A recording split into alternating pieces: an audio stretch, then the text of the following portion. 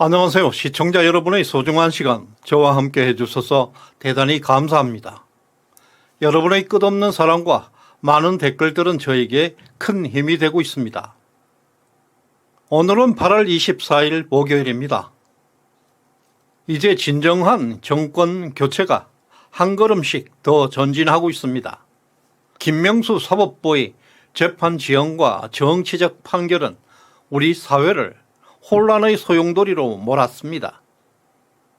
그러나 그 모든 혼란을 극복하고 윤석열 대통령의 자유주의와 이균용 대법원장의 보수주의가 연합해서 대한민국을 다시 번영의 시대로 이끌 정신세계를 구축하고 있습니다. 울산시장 청와대 개입 사건은 13명이나 기소되었습니다. 2019년 12월에 기소된 사건임에도 불구하고 현재까지 4년 가까이 1심 결과조차 나오지 않고 있습니다.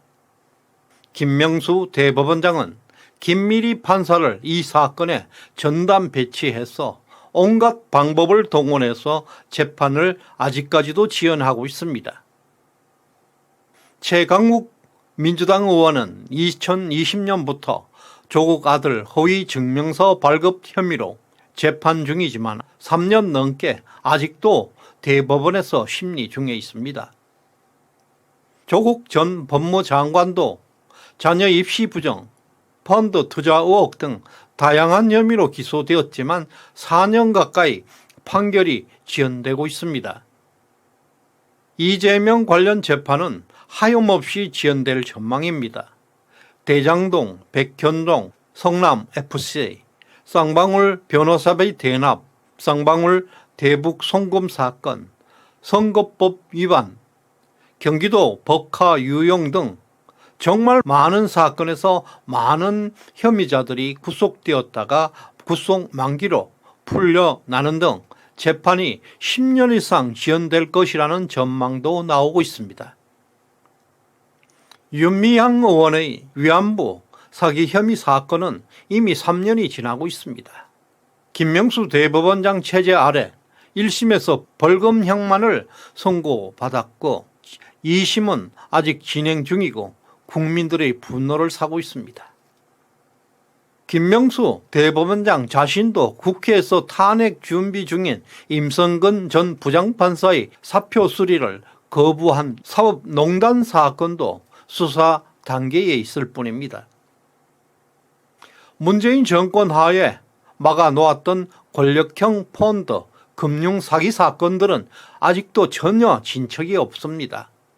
라인 옵티머스 펀드 사기 사건, 우리은행 1,400억 불법 대출 사건, 디스커버리 펀드 사기 사건 등 문재인 정권의 권력 실세들이 개입한 사건들은 거대한 부패의 산맥을 형성하고 있습니다. 이들 사건들을 통해 지난 정권이 대한민국의 사법 시스템을 어떻게 파괴했는지 직시할 수 있습니다. 이들은 모두 좌파 권력이 개입된 권력형 비리 사건들입니다.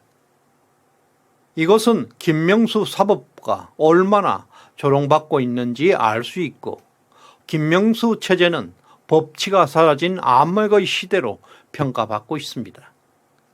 이제 윤석열의 시대입니다.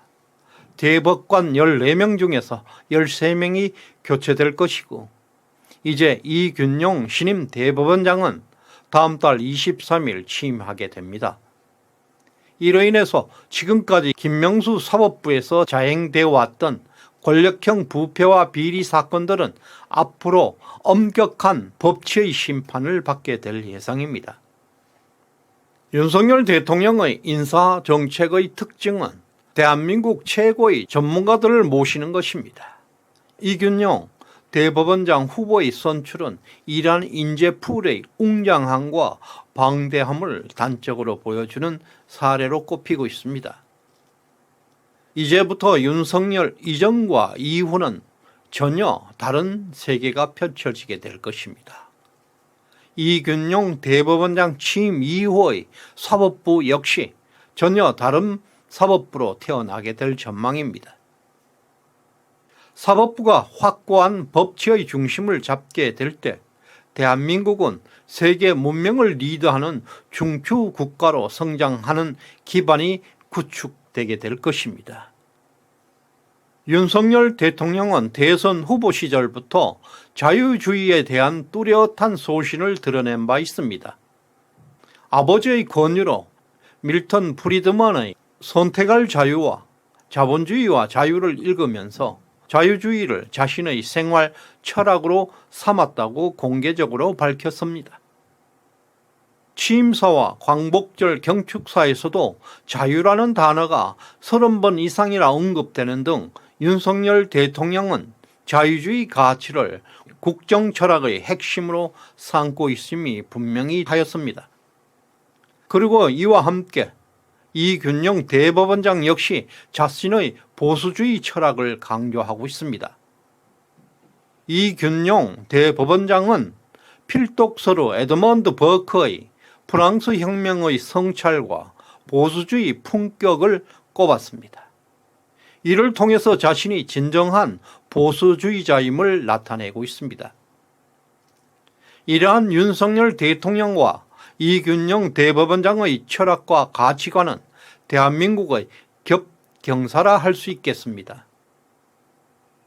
영국의 대처 시대 그리고 미국의 레이건 시대와 같이 자유주의와 보수주의 철학이 만발한 시대가 번영을 이루어냈던 것처럼 현재 대한민국 역시 그 철학이 국정에 반영되면서 새로운 번영의 시대를 열어갈 것으로 기대되고 있습니다.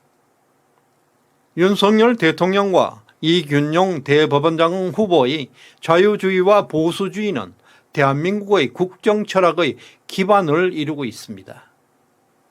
이는 대한민국의 국제적 지위와 성장에 큰 영향을 미칠 것으로 전망되고 있습니다. 박정희 시대 이래로 이처럼 사상적 기반이 탄탄히 구축된 적이 없었습니다. 이런 철학적 토대 위에서 대한민국은 다시 한번 세계를 리드할 수 있는 위치로 도약할 것입니다. 미국, 영국, 프랑스, 독일과 같은 선진국들의 정체성 혼란은 이러한 사상적 철학의 결핍에서 비롯된 것입니다. 대한민국은 대조적으로 윤석열 대통령과 이균용 대법원장 후보의 합리적이고 명확한 사상적 지향점을 갖추고 있습니다. 두 분은 서울대 법대 동문이자 1년 선후배 사이로 서로에 대한 깊은 존경과 이해를 바탕으로 한 아름다운 인연을 가지고 있습니다. 이균용 대법원장 후보는 법원의 엘리트 그룹에서 활약했고 대한민국 법조계에서 최고의 실력자로 평가받고 있습니다. 좌파들은 프랑스 혁명을 찬양합니다. 그러나 보수 우파 진영에서는 그것을 폭력의 상징으로 여기는 경우가 많이 있습니다. 프랑스 혁명은 피와 혼란이 뒤섞인 내전으로 이어졌고 기요틴이 출현해서 법과 질서가 완전히 무너졌습니다. 2016년 대한민국 광화문 촛불 반란과 비교될 만큼 군중들이 광장에서 정의를 주장하면서 혼란이 야기되었습니다.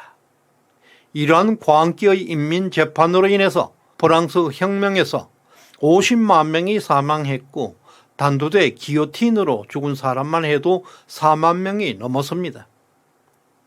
6.25 한국전쟁에서 14만 명의 한국군이 사망한 것을 비교하면 프랑스 혁명의 50만 명 사망은 부끄러운 역사로 여겨지고 있습니다. 그 결과 나폴레옹의 독재가 시작되었습니다. 우파들은 보수주의와 자유주의를 중시하고 있습니다. 이 두 사상은 서로 상호 보완적인 역할을 하면서 우파들의 정신적 기반을 형성하고 있습니다. 이러한 철학적 기반은 현대 사회와 정치에 매우 중요한 영향을 미치고 있습니다. 이균용 후보가 필독서로 선정한 에드먼드 버크의 프랑스 혁명에 대한 성찰은 프랑스 혁명을 강력히 비판하는 논문이자 에드먼드 버크의 핵심 사상입니다. 버크는 인간의 능력에 한계가 있다고 주장하면서 완전하지 못하고 부족한 인간의 본성을 중시하고 있습니다. 따라서 수천 년 동안 이어져 온 전통과 관습은 인간의 부족함을 보완해주는 소중한 자산이라고 주장하고 있습니다. 이러한 전통과 관습을 잘 보존해야 하며 이것이 인간이 지켜야 할 보편적 도덕적 법칙이라고 강조하고 있습니다. 이러한 버크의 사상은 보편적인 도덕 법칙을 우리들이 파괴하게 될 때 사회는 혼란이 발생하고 무정부 상태에 빠진다고 경고하고 있습니다. 이 사상이 현대 보수주의 핵심 철학으로 자리 잡고 있습니다. 또한 윤석열 대통령이 중시하는 자유주의 사상은 노벨 경제학상을 수상한 하이에크와 밀턴 프리드만 등에 의해서 정착된 철학들입니다. 이 사상은 모든 인간이 합리적인 방법으로 결론에 도출할 수 있기 때문에 개인의 자유를 최대한 보장하는 것이 최상의 공동체를 만들 수 있는 방법이라고 주장합니다. 국가는 최소한의 법을 만들고 개인들에게는 최대한의 자유를 보장하는 것이 법치주의이고 자유주의의 근본이라고 주장하고 있습니다. 따라서 보수주의와 자유주의는 서로 상호 보완하는 관계입니다. 이 두 사상의 결합은 완벽한 우파 진영의 정신세계를 구축하고 있습니다. 대처와 레이건 시대는 보수 우파 전성시대였습니다. 70년 이상 된 냉전의 시대를 종식했고 미국과 영국의 번영의 시대를 가져왔습니다. 보수의 의미는 현재의 가치를 보존하고 수호하는 것입니다. 전통, 질서, 규범 등의 보편적 가치를 수호하는 것입니다. 이러한 가치는 계속 변화하고 끊임없이 변화하는 과정 속에서 현재 바로 이 순간의 가치가 보수의 가치입니다. 이제 대한민국은 이념적 최전성기를 향해서 달리고 있습니다. 대한민국의 보수주의와 자유주의 정신이 세계 문명을 이끌게 될 것입니다. 오늘 후원해 주신 심승택님, 박선생님, 묵직한 일트님 진심으로 감사드립니다. 끝까지 시청해 주셔서 고맙습니다.